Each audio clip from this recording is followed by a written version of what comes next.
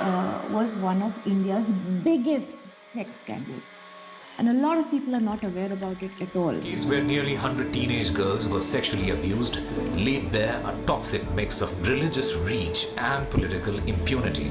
When police themselves are not aware, how do you expect civilians to be aware about such things? बहुत ही प्रभावशाली लोग हैं बहुत से पहलुओं से। अपन कहते हैं कि किसी के प्रभाव को यदि आप आंकलन करें तो उसको सोशली, इकोनॉमिकली, रिलीजियसली, पॉलिटिकली, ऐसे मतलब आप कई एंगल्स को आप उनको देखते हैं। She said, "Why are you still calling me to the court again and again? It has been 30 years. I am now a grandmother. Leave me alone." Friends, my name is Sumi and welcome back to another new case study.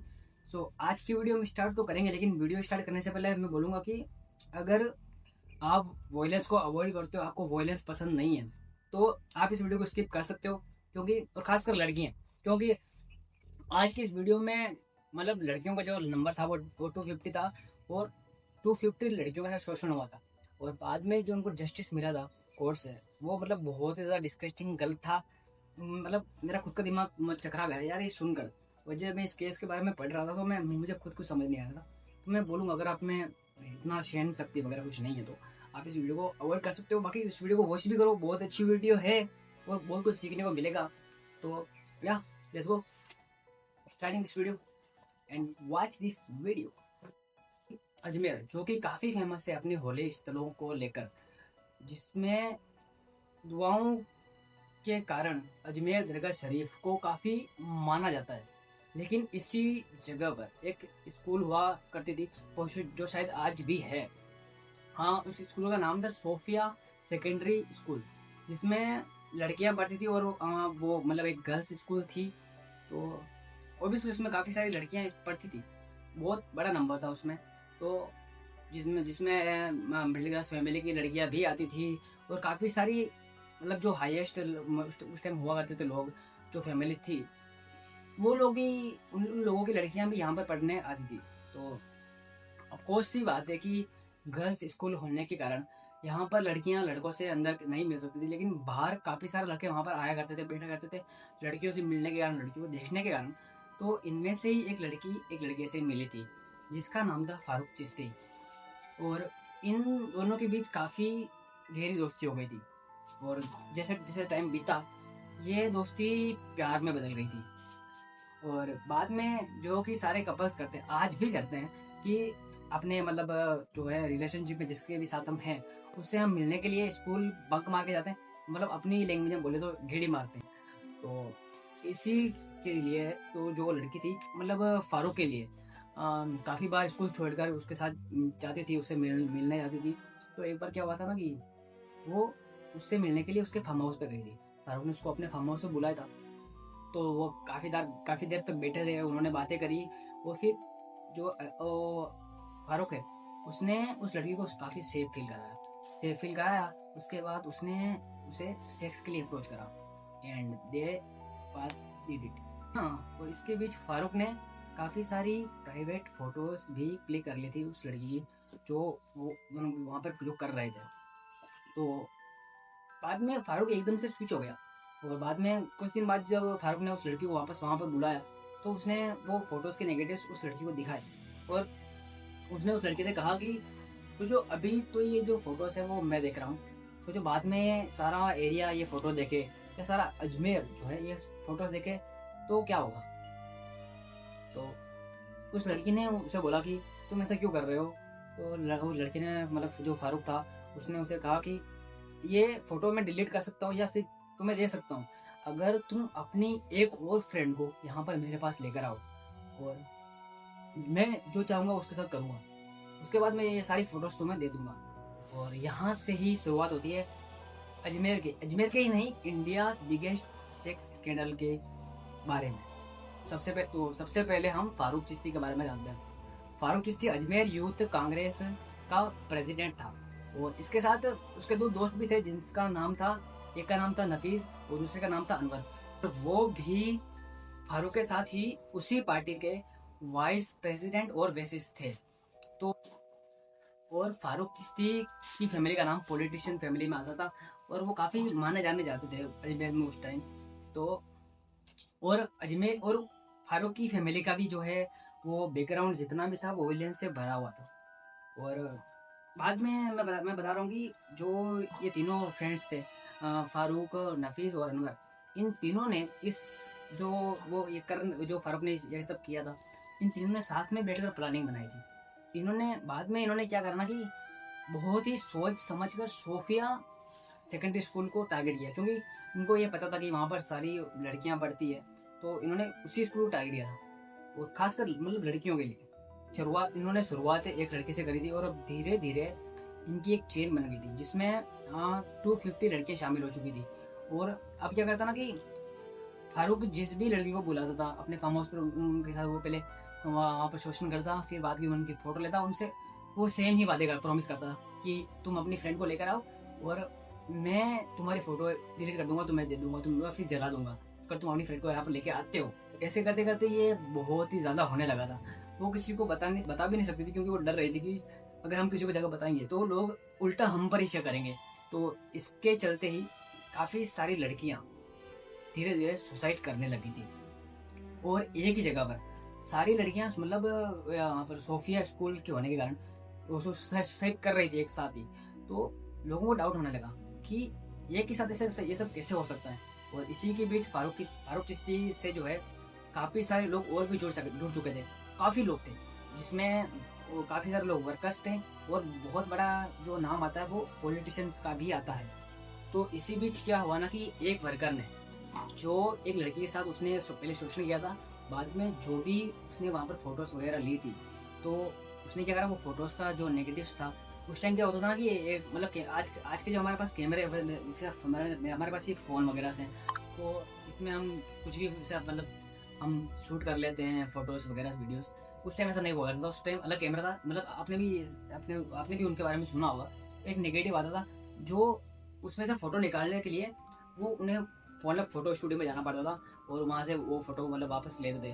तो उस worker ने ऐसा ही किया था, उसने वो सारी photos ली और एक फोटो स्टूडियो में गया, उसने वो सारी फोटोज दी, जिसमें काफी टाइम लगता था। ये इस प्रोसेस में फोटो आने में काफी टाइम लग जाता था। तो उसने वहाँ फोटो दी और चला गया। बाद में क्या करना, जो उस फोटो स्टूडियो वाला था जिसने ये फोटोज निकाली थी, उसने क्या करा, ये फोटोज लेकर अपने एक फ्रेंड को बता दी, और उस फ्रेंड ने क्या किया ना कि अपने फ्रेंड को बता दी, और उसने अपने फ्रेंड को। इससे चलते चलते ये फोटोज जो है बहुत ही सर्कुलेट हो गई थी सारे एरिया में, और धीरे धीरे अब जो है ये फोटोज जो है अपने उन लड़कियों के पेरेंट्स के पास भी जाने लगी थी। एंड द मेन पॉइंट, अगर आप इस केस के बारे में कहीं पर यूट्यूब पर जाकर ढूंढोगे, कहीं पर जाकर मतलब ढूंढोगे दूसरे प्लेस पर भी, तो आपको इसके बारे में न्यूज़ आई थिंक 0 के बराबर मिलेगी। न्यूज़ चैनल पर या फिर किसी भी अखबार में इस केस के बारे में ज़्यादा कुछ डिटेल है ही नहीं, छपा ही नहीं था, क्योंकि इसके 3 रीज़न हो सकते हैं।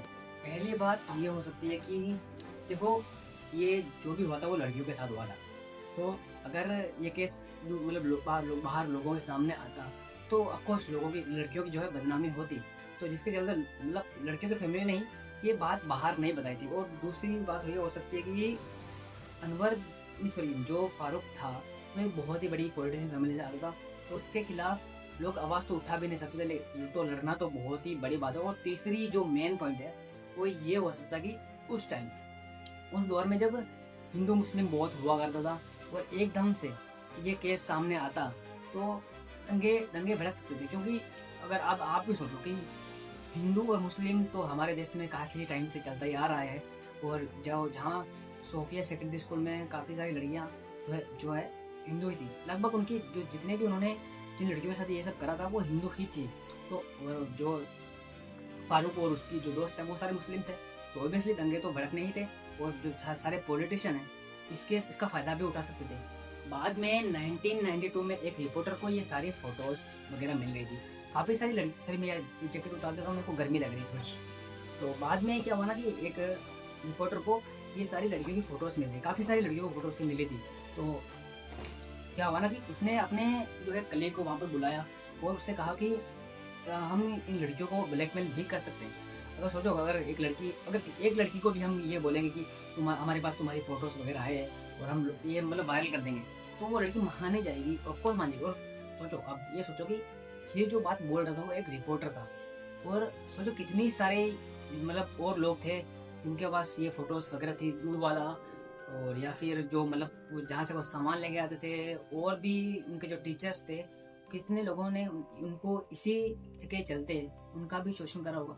ऐसा भी बहुत हो सकता है यार, ऐसा हुआ भी होगा मेरे को लग रहा है। तो बाद में क्या है ना कि एक टाइम एक न्यूज़ रिपोर्टर कंपनी होती थी, कंपनी का नाम होगा था नवज्योति। तो उसके रिपोर्टर ने क्या करा ना कि ये फोटो जब उसके सामने आई थी तो उसने इतने बड़े पॉलिटिशियन प्रेशर से अवेयर होकर भी उसने क्या करा ना कि फारूक और उसके दोस्तों को सारी फोटोज, काफ़ी सारी उसने फोटोज ली और अपने अखबार में छाप दी थी सारी डिटेल के साथ। और दूसरे ही दिन पूरा अजमेर बंद था। और पॉलिटिशियन ने, जैसे मैंने कहा था पहले, पॉलिटिशियन लोगों ने इसका फायदा उठाया और वहां पर दंगे भड़काने चालू कर दिए थे।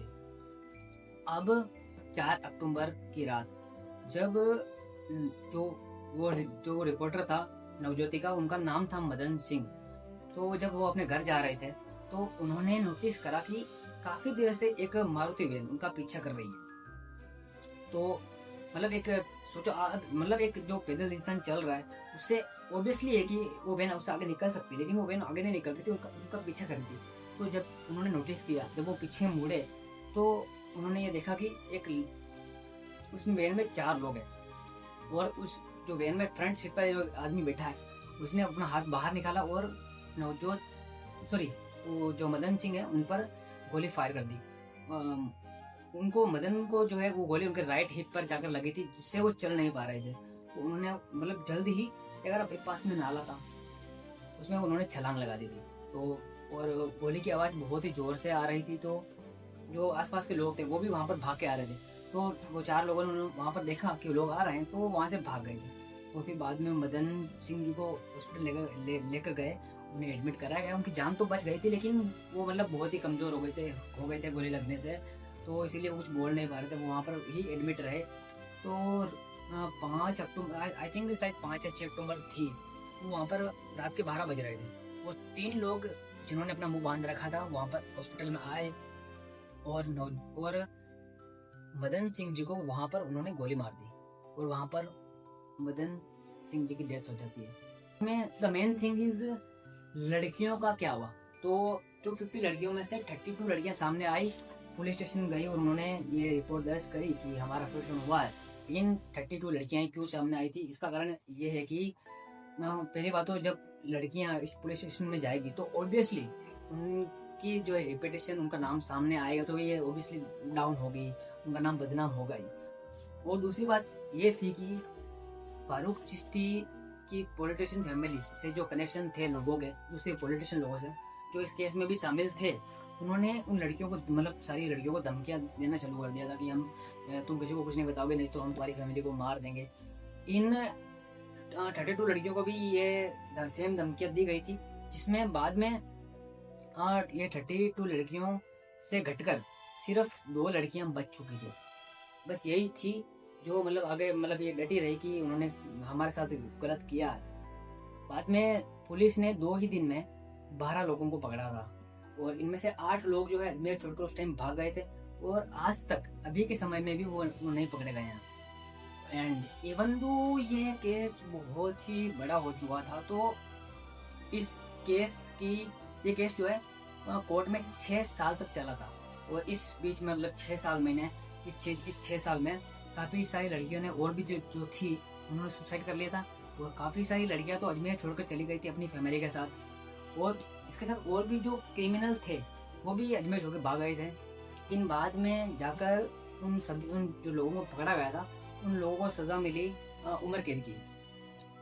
लेकिन मैं मेन बात मैं ये बताता हूँ, पहले सुनो, कि इस केस का जो मेन मास्टरमाइंड था वो था फारूक चिश्ती, जिसको सज़ा मिल ही नहीं गई थी, उसको पकड़ा ही नहीं गया था, क्योंकि फारूक चिश्ती के वकील ने ये साबित कर दिया था कि फारूक चिश्ती की मेंटल स्टेट भी कुछ ठीक नहीं है। और जो फारूक चिश्ती वो भी कोर्ट में जो है पागलों जैसे हरकत कर रहा था, इसीलिए कोर्ट ने उसे रिहा कर दिया था, उसे पकड़ा ही नहीं गया था। और इस केस में जो और भी लोगों को पकड़ा था, जिनमें से 4 लोगों की सजा उम्र कैद से घटाकर सिर्फ 4 साल कर दी गई थी।